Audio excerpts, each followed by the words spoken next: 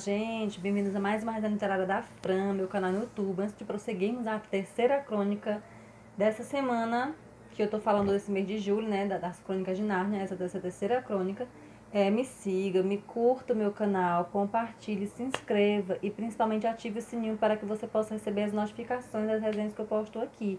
Não esqueça também de me seguir no meu Instagram, franalmeida76, por lá você vai ficar sabendo de todas as novidades que eu tenho fora este canal. Bem, gente, uma pergunta que não quer calar. Por que Lewis colocou o nome dessa crônica de O Cavalo e Seu Menino? Bem, é uma das coisas que você vai descobrir comigo, porque eu também tinha curiosidade de saber. Essa história, O Cavalo e Seu Menino, aconteceu durante o reinado dos reis Pedro e Edmundo e as rainhas Susana e Lúcia, personagem da crônica anterior, o Leão, a Feiticeira e o Guarda-Roupa. Para quem acompanhou essa resenha até agora, vai ver que na resenha anterior aconteceu a história em relação a essas pessoas. Então, durante o reinado deles, acontece uma outra história com personagens centrais que norteiam a obra, que é Bri, um cavalo que pertence a Nárnia, Shasta, um menino que foi encontrado certa noite por um pescador de nome Arquive, que o criou como servo em sua casa.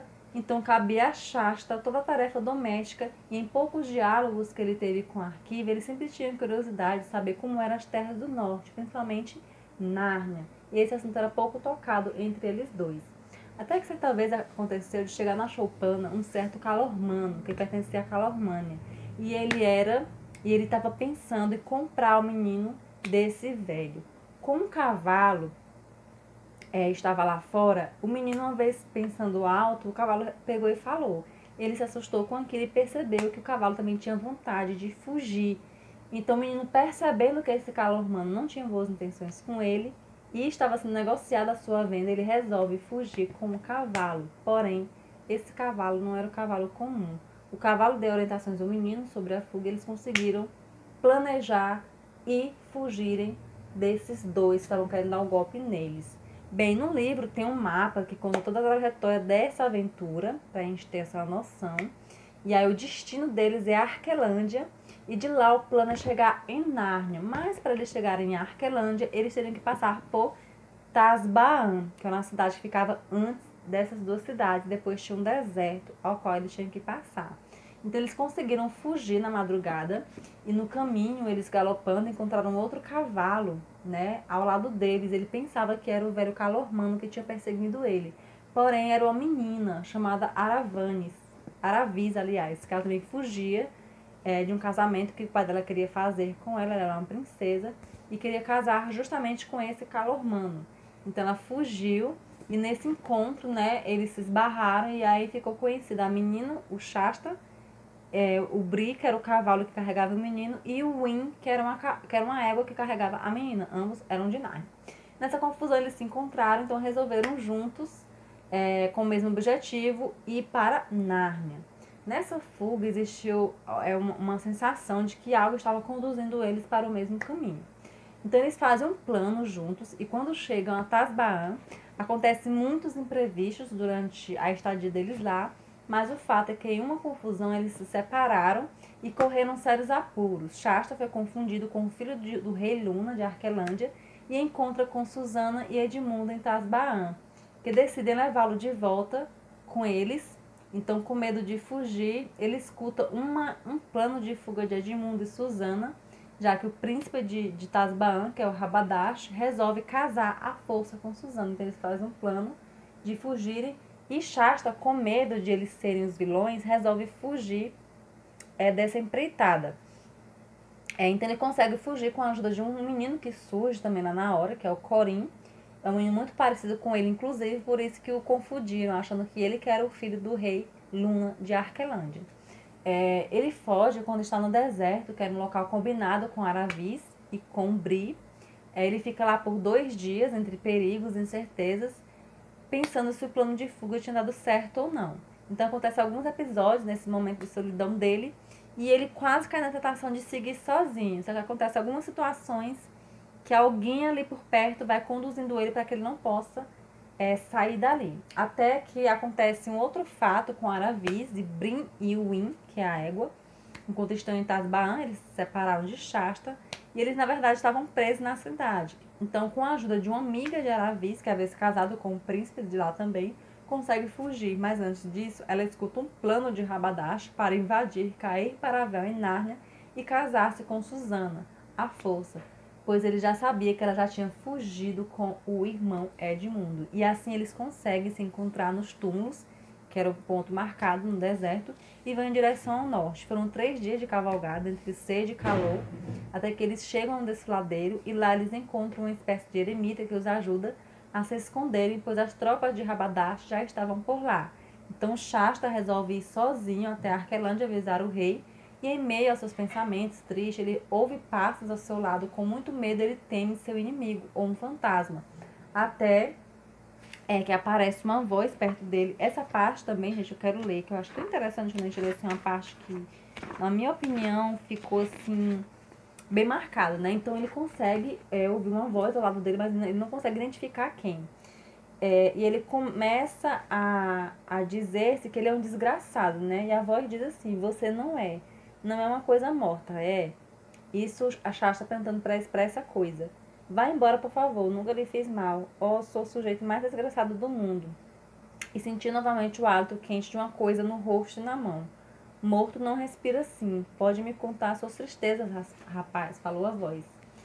E ele diz: não acho que ele seja um desgraçado, mas não foi falta de sorte ter encontrado tantos leões? Só há um leão, respondeu a voz. Não estou entendendo nada.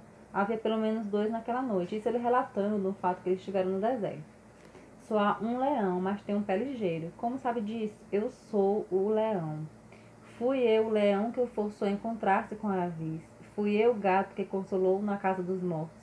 Fui eu o leão que espantou os chacais para que você dormisse. Fui eu o leão que assustou os cavalos a fim de que chegassem a tempo de avisar o rei Luna. E fui eu o leão que empurrou para a praia da canoa em que você dormia quando era criança, quase morta, para que um homem, acordado à meia-noite, o acolhesse, que no caso era Arquive, o pescador. Então foi você que machucou Aravis? Fui eu, mas por quê? Filha, estou contando a sua história, não a dela. A cada um se é contada a história que lhe pertence. E ele perguntou: quem é você? Ninguém jamais viu algo tão belo e tão terrível. Foi quando ele apareceu para o menino. Aslan, o grande leão, o filho do imperador dos mares, o rei dos grandes reis de Nárnia. O grande rei então encaminhou-se para ele e os dois sumiram como um passe de mágica. Coisas que acontecem só em Nárnia. Então Shasta foi parar em Nárnia, que na época, depois da batalha com a feiticeira, para quem acompanhou a crônica anterior, que é o leão, a feiticeira guarda-roupa, ela foi derrotada por Aslan. E Nárnia vive naquele momento a Era de Ouro, que era em tempos de paz, em que os seres dos bosques, de alguma maneira, se sentiam tão felizes e seguros que acabaram se tornando descuidados. Então Shasta, quando viu Edmundo, né, chegando, falou os planos da invasão de Rabadash e eles rumaram para Andivir, que é a capital de Arquelândia, e juntaram seu rei Luna para combaterem as tropas de Rabadash, que foi vencida e Rabadash foi capturado por eles. Nesse meio tempo, Aslan vai até Alwyn e Aravis e Bri, que estavam com a eremita, e após conversar, eles refletem muito nas palavras do grande leão. O rei Luna, ao ver Shasta, percebe que ele, né, era na verdade o seu filho desaparecido, Cor, e ao seu encontro vai Corin, que é seu irmão gêmeo, e vai abraçá-lo. Shasta agora, Cor, vai atrás de Bri, Aravis e Win como príncipe e os convida a ir para seu castelo morar com eles. Ainda, enquanto isso, Rabadash está lá preso no calabouço. Este é levado até a sala e Edmundo e o rei Luna resolvem que ele deve voltar para sua terra. Então, nesse momento em que Rabadash é levado para o meio do salão, Aslan aparece e resolve dar um conselho para Rabadash. E eu vou ler aqui para vocês esse livro maravilhoso que eu acho que vale muito a pena. Ele diz assim: Rabadash, tenha cuidado, seu destino não anda muito próximo, mas talvez ainda possa evitá-lo. Esqueça o seu orgulho, do que você pode orgulhar-se, e a sua ira, quem lhe fez mal, e aceite a compaixão desses bondosos reis. Mas o Rabadash ficou virando os olhos, né, fazendo pouco, fazendo deboche, e xingava, né, diabo, diabo, diabo, diabo, guinchava o príncipe. E ele dizia: calma, Rabadash, o destino está próximo, está à porta, já levantou o trinco. E aí, mesmo assim, ele ficava lá xingando, debochando, e Aslan diz: chegou a hora. Quando percebeu a transformação, berrou: ó, burro não, piedade, burro não, até cavalo serve, cavalo ainda aceita, burro não. E começou a in-on. Então ele se transformou num burro. E Aslan diz: agora me ouça, Rabadash, a justiça é mesclada de compaixão, Você não será um asno para sempre. Você pediu auxílio de Tesh, e no templo de Tesh será curado. Suba ao altar de Tesh em Tasbaan, no festival de outono, este ano lá, e vá à frente de todos. Perderá sua forma de asno, e todos saberão que o asno, na verdade, é o príncipe Rabadash. Mas enquanto viver, se uma só vez afastasse mais de 10 quilômetros do templo de Tasbaan, voltará a ser como é agora, e de uma recaída jamais ficará bom. E aí ele ficou a refletir e foi mandado para Tasbaan. Então ele é levado, né, de volta à cidade dele de origem, e passa muitas outras coisas, acontece, né, nessa cidade, em Nárnia. E aí, pessoal, quem quer saber o final dessa aventura? Então leia O Cavalo e Seu Menino, né? O cavalo que transportava o menino, era um cavalo de Nárnia que falava. Então não esqueça, antes de encerrar esse vídeo, de curtir, compartilhar, se inscrever e me seguir no Fran Almeida 76. Muitas outras histórias estarão disponíveis nesse canal, você me acompanha, toda semana eu estou postando aqui. Beijos, obrigada pela atenção de vocês. Não esqueça de fazer a leitura dessa obra maravilhosa.